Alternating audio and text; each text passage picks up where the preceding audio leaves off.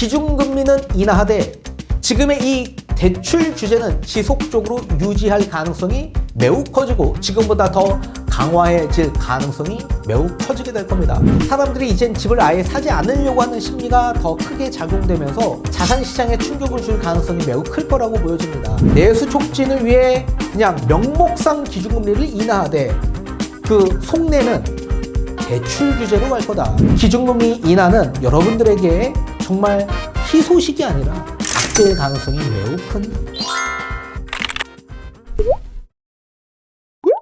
네, 안녕하세요. 반갑습니다. 이경민의 부동산 하이킥의 이경민입니다.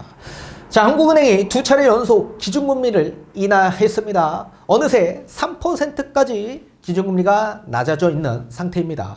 자, 그래서 지금 시장에서는 기준금리 인하로 인해 다시 시장의 유동성이 증가되고 확대되어 그리고 내년 초부터 대출 한도가 다시 처음으로 리셋이 되면서 대출을 받고자 하는 수요 유입으로 인해 집값 상승이 다시 시작되고 대세 상승으로 이어져 나갈 거다. 이렇게 주장을 하고 있는 분들이 아직도 많이 있는 것으로 보여주고 있습니다. 자, 저는 정반대로 해석하고 있다라고 설명을 꾸준히 해드리고 있습니다.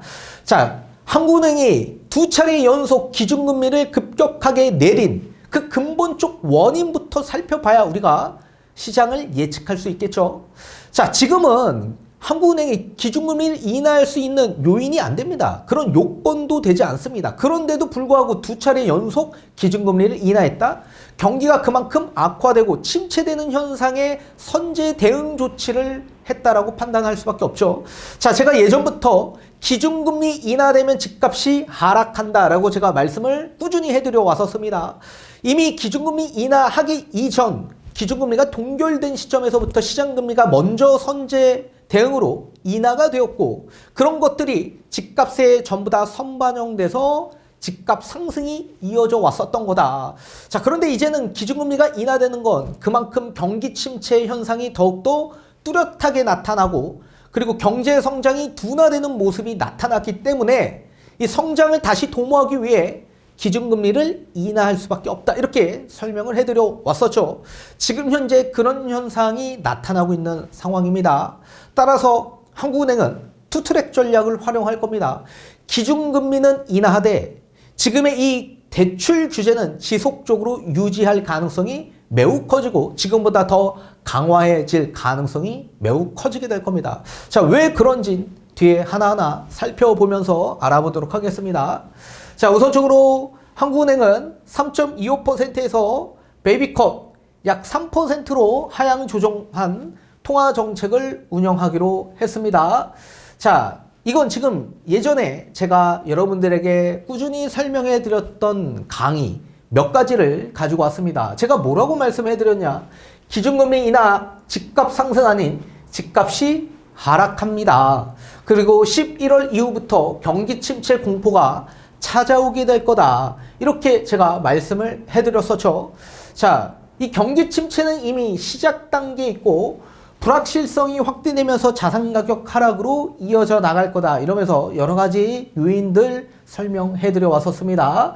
자, 그리고 한국은행 금리 속도 조절을 할 거다. 환율, 외자 유출, 수입 가격 상승, 가계부채, 내수경기 침체 현상이 나타나면서 금리 인하의 속도를 조절하게 될 거다. 지금 금리 인하를 할 수 있는 조건이 안 됩니다. 그런데도 불구하고 지금 한국은행은 두 차례 연속 기준금리를 인하했습니다. 그 근본적 원인을 살펴봤을 땐 경기 침체 현상이 지금 훨씬 더 가속화되었다. 이렇게 판단할 수밖에 없는 겁니다. 자, 그리고 2024년 4분기 부동산 시장에 대한 변곡점이 생길 거다 하면서 여러 가지 요인들이 제가 말씀을 해드렸었죠. 자, 그 가운데서도 4분기 고점 인식 및 경기 침체 인식에 따른 그리고 입주 물량 여파로 인한 변곡점 그리고 이런 상황이 매물 적체 현상으로 나타나게 되면서 시장이 급변하게 될 거다. 이렇게 말씀해드렸는데 지금 현재 매물 적체는 계속적으로 이어지고 있고 거래량이 급감한다라고 말씀해드렸는데 거래량이 지속적으로 급감하고 있는 상황입니다. 이런 영향으로 인해서 지금 거래가 급감되고 매물이 적치되는 현상의 시장 충격이 지금 이어져 나가고 있는 상황입니다. 2024년 하반기에 대한 부동산 전망을 한 적이 있었습니다. 자, 상반기 때 말씀해드렸던 내용인데 뭐라고 말씀해드렸냐? 4분기부터 대세 하락 전조 증상이 나타나면서 금리 인하는 이미 선반영됐다 가격에, 그리고 고점 인식, 소비 위축과 시장에 대한 급변 현상이 거래량으로 나타나면서 가격에 이제 하락세로 접어드는 전조 증상이 나타나게 될 거다, 이렇게 설명을 해드린 바 있었습니다. 자, 한국은행의 연속 기준금리 인하가 왜 나왔는지 그 원인을 살펴보면 크게 보면 두 가지입니다. 내수 경기가 침체됐고 경제 성장은 큰 폭으로 둔화되고 있는 상황이기 때문에 지금 금리 인하를 하면 안 되는 요인들이 지금 산재되어 있는데도 불구하고 이렇게 연속적으로 기준금리를 인하한 건 굉장히 시장이 좋지 않다라고 한국은행은 판단했기 때문으로 풀이되고 있습니다. 이렇게 침체 현상이 본격화되면 심리가 디플레 심리로 빠져들면서 사람들이 이젠 집을 아예 사지 않으려고 하는 심리가 더 크게 작용되면서 자산 시장에 충격을 줄 가능성이 매우 클 거라고 보여집니다. 우선적으로 가장 근본적 원인 내수 경기 침체, 이미 이거는 나타난 현상이다라고 보셔야 됩니다. 우리 물가 목표치 2%보다 하회된 물가가 나온다면 이건 경기 침체 현상으로 빠져들었다라고 판단할 수 있습니다. 자, 그런데 지금 소비자 물가 상승률이 22년 7월 달에 가장 높은 6%를 돌파하다가 지금 현재 1.3%로 큰 폭으로 둔화된 상황입니다. 이 얘기는 물가 상승률이 높아졌다는 얘기는 비용 인플레뿐만 아니라 수요 인플레도 함께 작용되었기 때문에 물가 상승 압력이 훨씬 더 높아진 거죠. 소비를 그만큼 많이 했다라고 우리가 해석할 수 있습니다. 근데 반대로 지금 물가 상승률이 큰 폭으로 둔화된 건 그만큼 수요 인플레가 낮아졌고 사람들의 소비가 엄청나게 위축되었다라고 우리가 얘기할 수 있는 겁니다. 그만큼 물가 상승률이 둔화되었기 때문에 내수 경기 침체 현상으로 빠져들었다라고 판단할 수 있고, 그리고 지금 달러가 엄청나게 강세인 현상이 나타나고 있죠. 특히나 트럼프가 재당선되고 난 이후부터 달러 강세는 더욱더 가속화되고 있는 상황입니다. 우리나라 지금 기준금리 인하가 발표된 시점에서 1,300원대로 다시 낮아졌다가 지금 요 며칠 사이에 다시 1,400원대를 돌파하기 시작했습니다. 그만큼 달러 강세 현상이 지속화되고 있는 상황이다. 자, 이런 상황에서 오히려 수출이 잘 돼야 정상적인데 원화 약세가 수출이 잘 되는 현상을 만드는데 이게 지금 현재 수출은 잘 되긴커녕 수출이 큰 폭으로 둔화되고 있는 상황입니다. 이런 상황에서 수입 물품들은 지속적으로 강세 현상을 나타내면서 내수 경기 침체를 가속화하는 그런 현상이 나타나고 있는 상황입니다.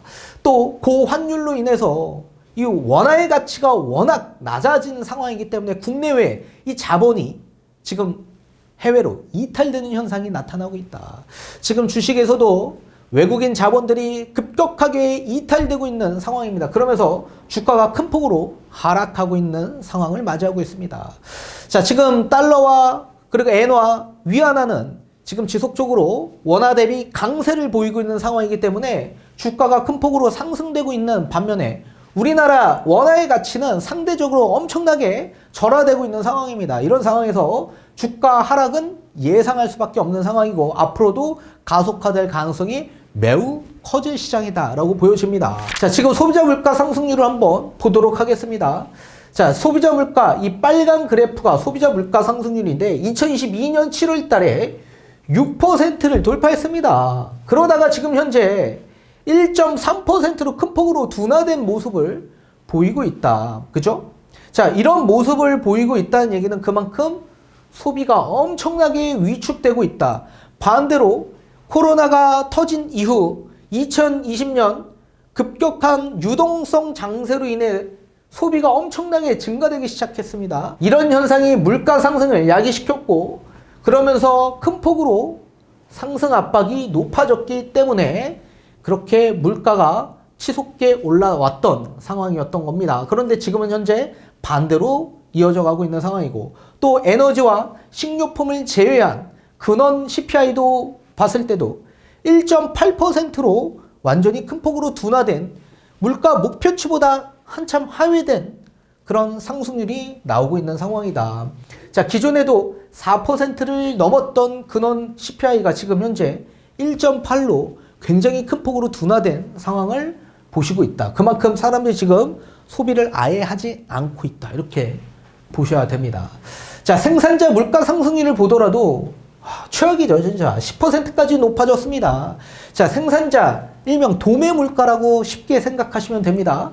소비자 물가는 생산자 물가에 수렴하기 때문에 생산자 물가가 높아지면 소비자 물가 상승률도 당연히 높아질 수밖에 없고요. 또 낮아지면 소비자 물가도 낮아질 수밖에 없는데 지금 10%에서 얼마나 낮아졌습니까? 1%로 지금 급격하게 엄청난 낮은 현상을 보이고 있다. 그리고 23년 7월 달부터 지금까지도 지속적으로 이 낮은 상태를 계속 유지하고 있는 상황이죠. 그래서 굉장히 좋지 않은 걸 보실 수가 있습니다. 자, 우리나라 수출액을 한번 보게 되면 수출 증감률을 한번 보도록 하겠습니다. 자, 2022년 5월 달에 가장 높았습니다. 21.4%. 그만큼 수출이 굉장히 잘 됐던 시기였다. 그러다가 22년 9월 달에 2.3%가 나오면서 그리고 10월 달부터 마이너스를 보기 시작했습니다. 그래서 이때는 우리나라 역성장이 났던 시기였죠. 코로나 이후 급격한 기준금리 인상이 나온 이후부터 이렇게 수출이 급격하게 감소된 모습을 보였다. 자, 그러다가 24년 1월 달에 또 18.2%로 시장이 굉장히 좋다라는 걸 보실 수가 있었습니다. 자, 그러면서 점진적으로 지금 다시 수출 증감률이 낮아지기 시작하죠. 자, 24년 7월 달에 13.5%가 나오더니 9월 달에 4.6%, 11월 달에 1.4%입니다. 지금 이제 거의 뭐 마이너스를 보기 직전이죠. 그만큼 지금 급격하게 증감률이 둔화되고 있는 걸 보실 수가 있습니다. 이건 22년 9월 달, 여러분들 9월 달 한번 생각해 보십시오. 9월 달 시장 장세가 좋았는지 나빴는지. 22년 9월 달에는 급격한 금리 인상이 나왔던 정말 시장이 엄청나게 위축됐던 시기였었습니다. 지금 그때보다 지금 증감률이 더 좋지 않다라는 걸 보실 수가 있습니다. 그만큼 지금 수출의 증감률이 너무나도 좋지 않다.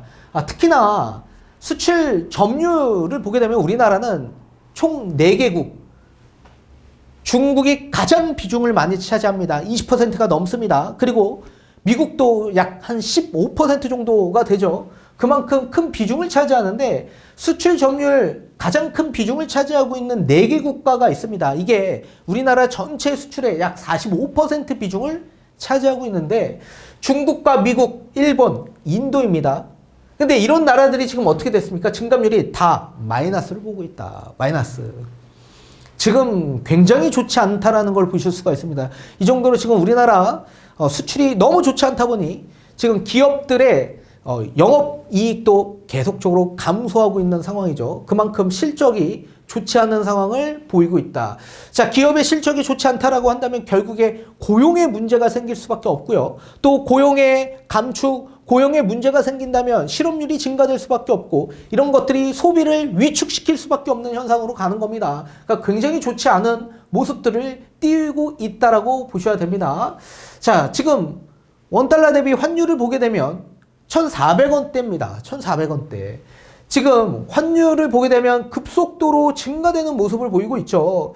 자, 24년, 23년 하반기에서부터 시작해서 지속적으로 지금 원화 가치는 하락하는 모습을 보이고 있는 상황입니다. 자, 그리고 이번에는 원 위안 환율을 보게 돼도 지금 지속적으로 높아지고 있는 모습을 보이고 있습니다. 똑같이 원화의 가치는 하락하고 있는 반면에 지금 위안화의 가치는 계속 절상되고 있는 상황이죠. 그만큼 굉장히 좋지 않은 모습을 보이고 있습니다.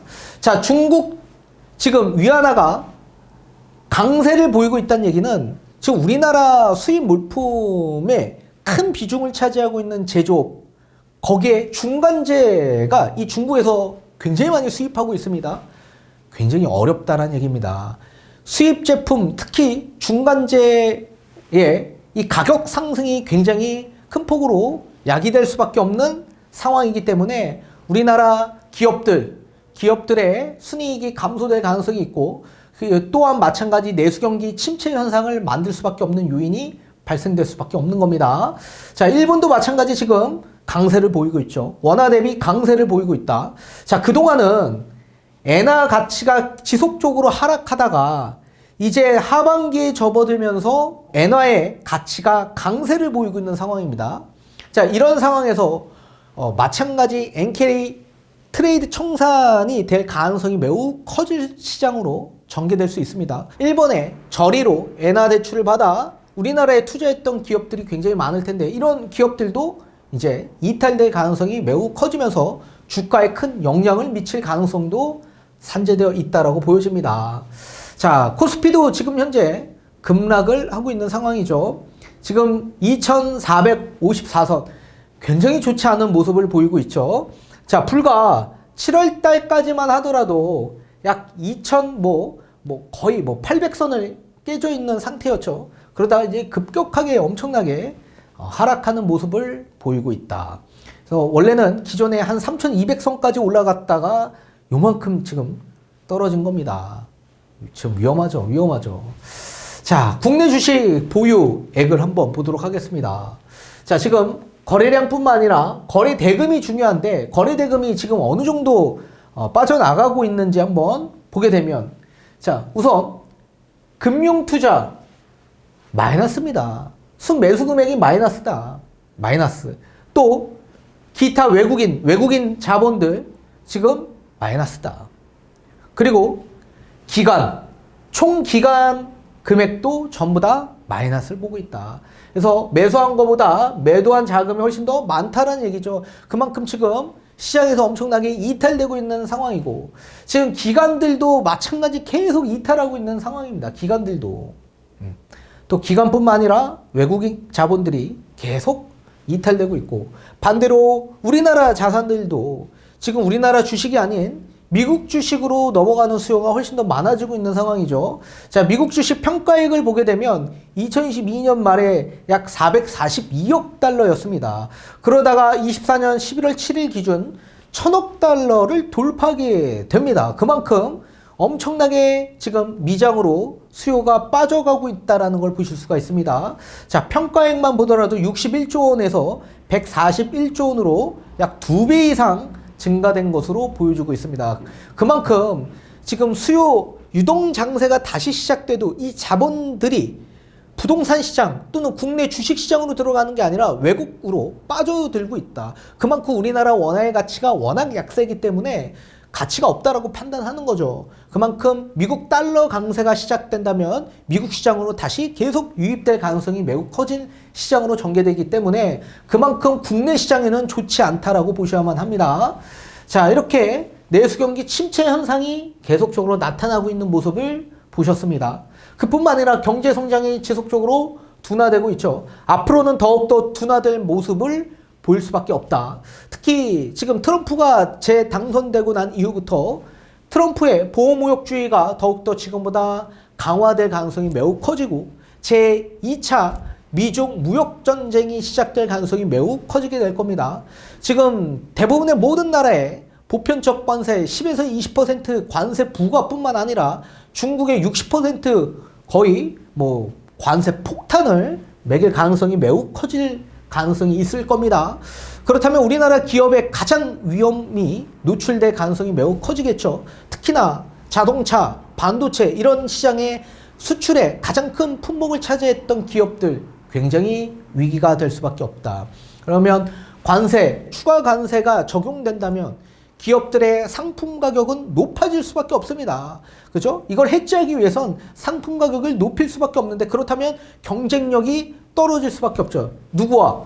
특히 중국과의 경쟁에서 굉장히 약세를 보일 가능성이 매우 커질 겁니다.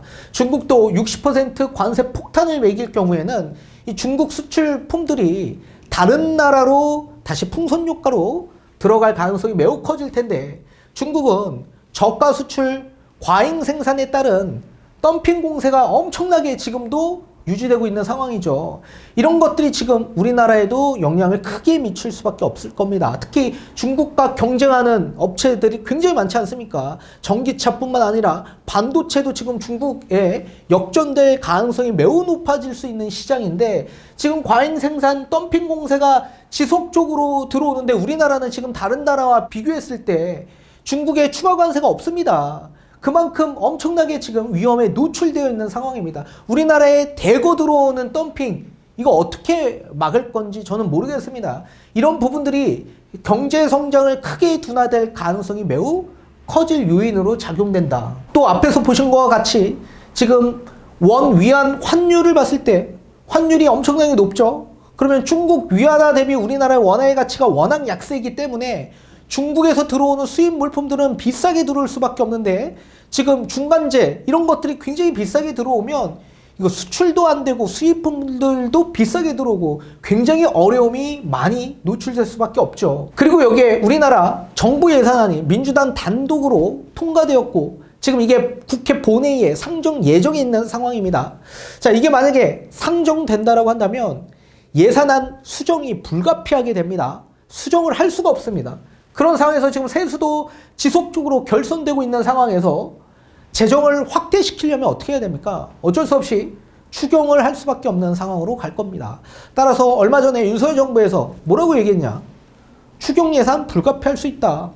배제할 수 없다. 추경 예산 배제할 수 없다. 이렇게 발언한 바 있기 때문에 제가 봤을 땐 추경할 가능성이 매우 커질 거다. 그렇게 되면 윤석열 정부에서 2차 추경이 시작이 되는 거기 때문에 지금보다 또 국채 적자가 더 커질 가능성이 매우 클 거라고 보여집니다. 지금 국채 적자도 약 87조 원 정도가 됩니다. 그만큼 적자가 굉장히 커지게 되고 그럼 국채 적자가 크게 발생이 된다면 우리나라 당연히 국가 부채도 커질 수밖에 없죠. 이런 것들이 경제 성장을 둔화시킬 수밖에 없는 요인으로 작용될 가능성이 매우 커질 거다.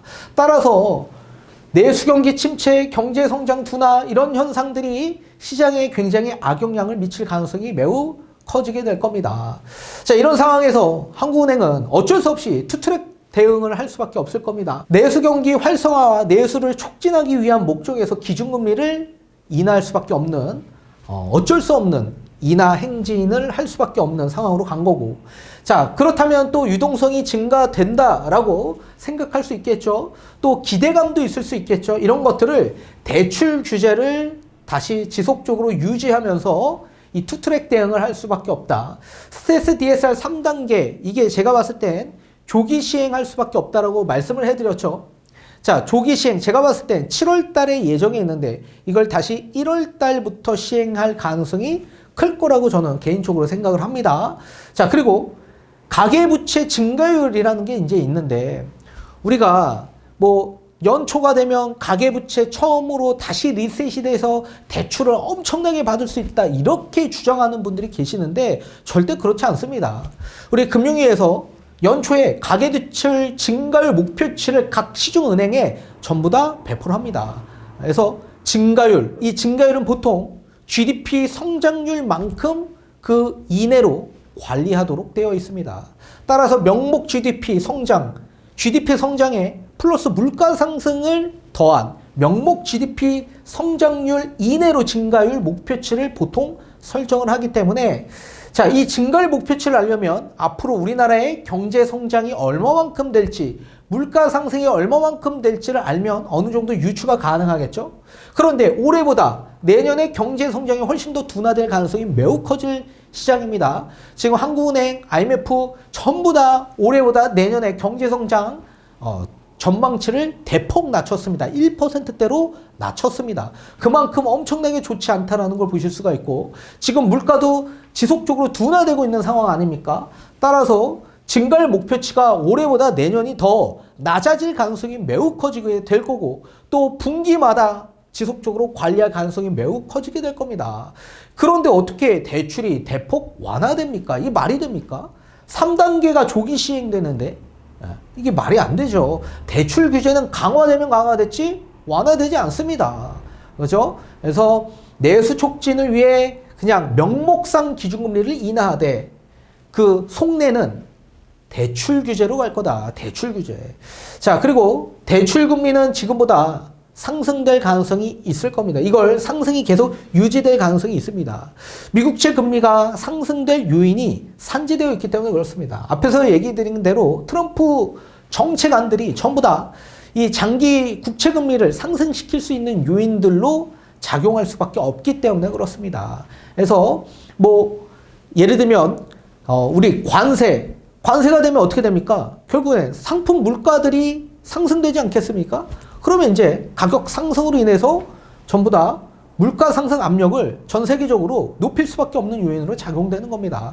또 감세 정책, 지금 뭐 법인세 인하 이러면서 성장을 도모하려고 하지 않습니까? 그러면 결국에는 법인세 인하되는 부분들 이런 것들이 또 투자로 이어질 수 있게끔 또 만들어지게 되는 거고 또 기업들이 또 어느 정도의 또 감세가 들어가니 남는 자금들을 배당하는 거 아닙니까? 그러면서 자연스럽게 이제 물가 상승 압력이 높아질 수밖에 없는 상황으로 가는 거고 또 이민 정책들이 있지 않습니까?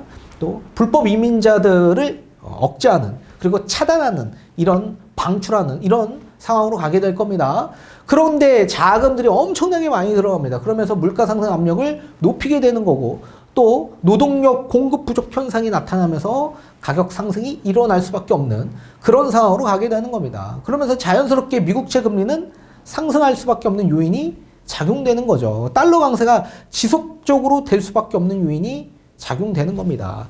자, 그러면서 국내 채권 금리도 마찬가지 상승할 수밖에 없는 요인이 작용될 수밖에 없죠.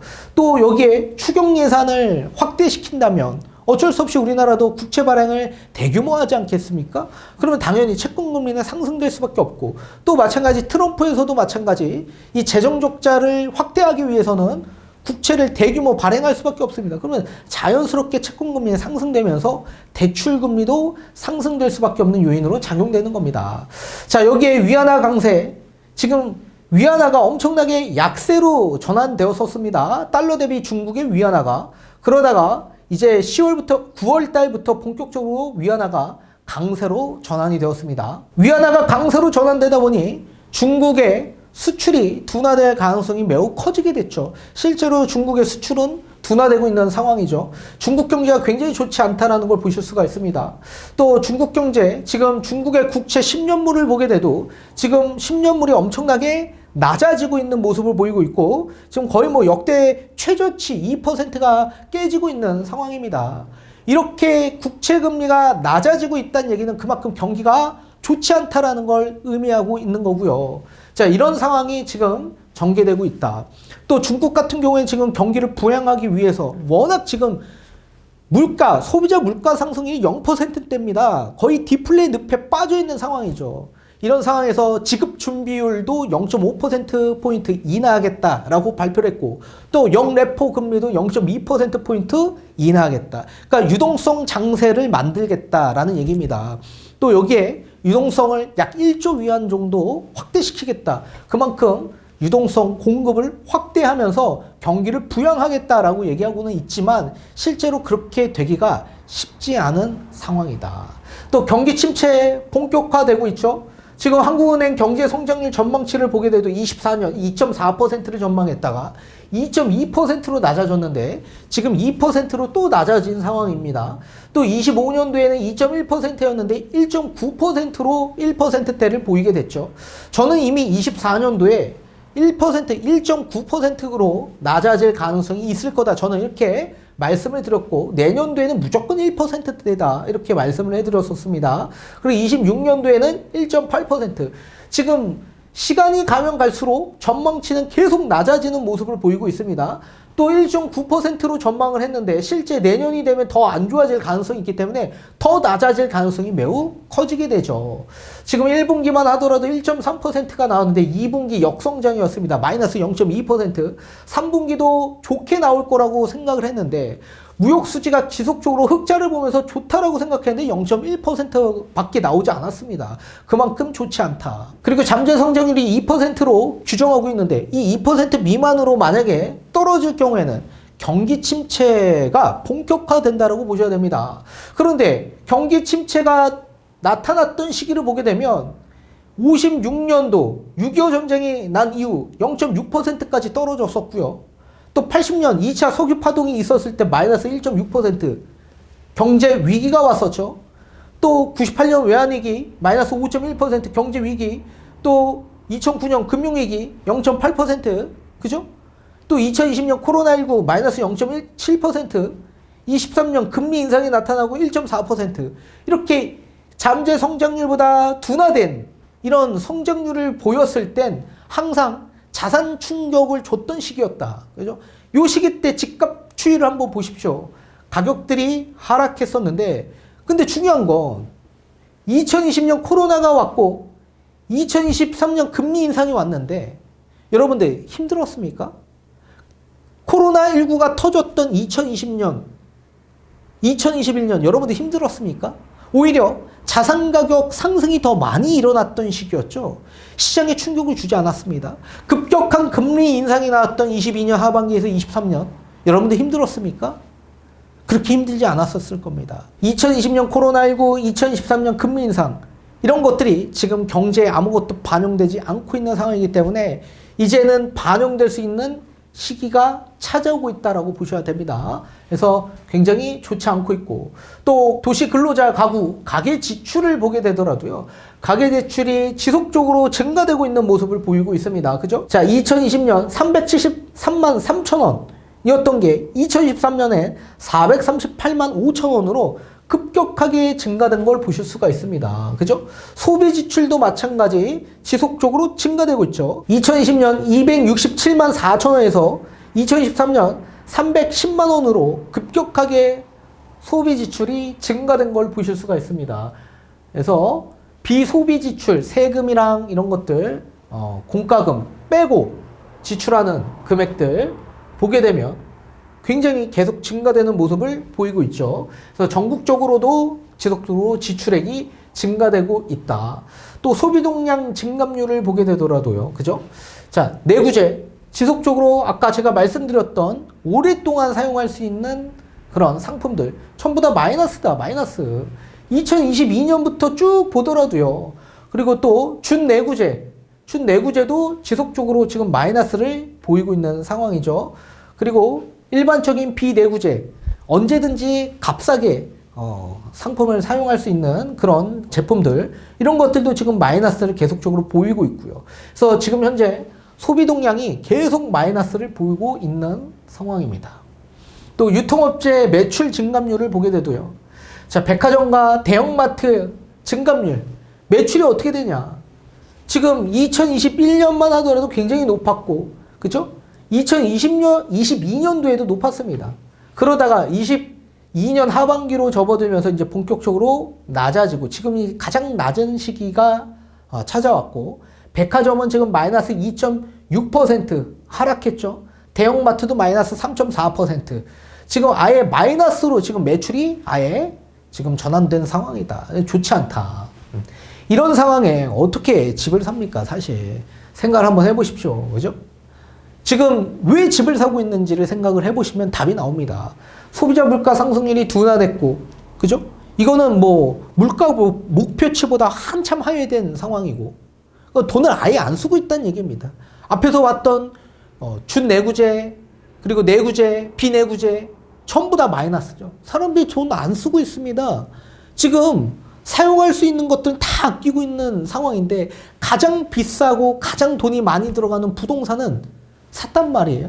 왜 샀을까를 생각해 봤을 때 심리 때문에 산 거죠. 심리의 요동이 쳐서 집값이 갑자기 한순간에 급등하다 보니 지금 사면 안 되는 걸 알면서도 본인들이 산 겁니다. 그러면서 이렇게 집값이 지속적으로 상승돼 왔었던 거죠. 근데 그런 것들이 이제 디플레 심리로 빠져들면서 내수 경기가 침체되고 경제 성장이 둔화되고, 그리고 대출 규제가 본격화되고, 또 대출 금리는 지속적으로 상승될 수밖에 없는 요인들이 작용된다면 당연히 매물을 또 출회할 수 있는 그런 상황으로도 갈 수 있는 거고, 또 집을 아예 사지 않으려는 디플레 심리가 발생이 되면서 매물 적체, 수요 급감으로 가격 하락이 나올 수밖에 없는 요인이 작용될 수밖에 없는 겁니다. 따라서 기준금리 인하는 여러분들에게 정말 희소식이 아니라 악재일 가능성이 매우 큰 그런 조치였다. 이렇게 판단하셔야만 합니다.